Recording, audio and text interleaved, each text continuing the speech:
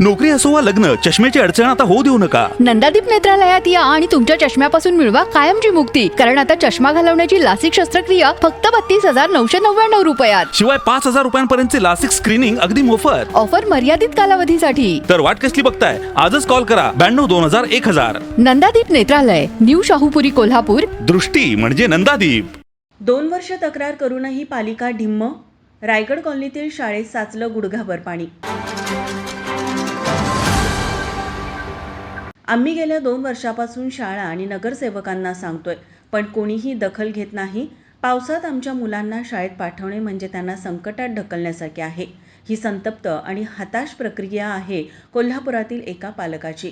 कोल्हापूर महापालिकेच्या प्रभाग क्रमांक 19 मधील कैलासवासी विठाबाई पाटील विद्यालय रायगड कॉलनी परिसराची पावसाळ्यात अत्यंत दयनीय अवस्था झाली आहे. शाळेच्या आवारात आणि समोरील रस्त्यावर गटार नसल्याने पावसाचे पाणी साचून राहते.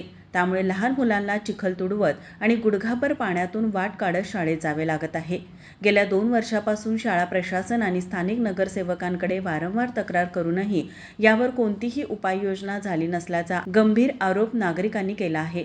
पावसाळ्यात शाळेच्या आवाराला एखाद्या जलमय तलावाचे स्वरूप येते.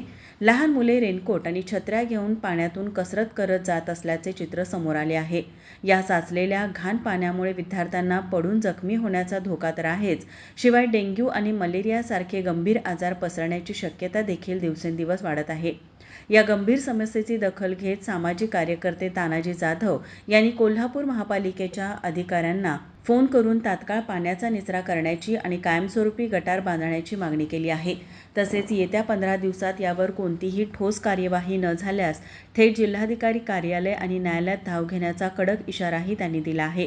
आता या गंभीर परिस्थितीनंतर तरी कोल्हापूर महापालिका आणि लोकप्रतिनिधींना जाग येणार का आणि या चिमुकल्या विद्यार्थ्यांची चिखलातून सुटका होणार का, हे पाहणे महत्त्वाचे ठरेल. माझा महाराष्ट्र न्यूज, कोल्हापूर.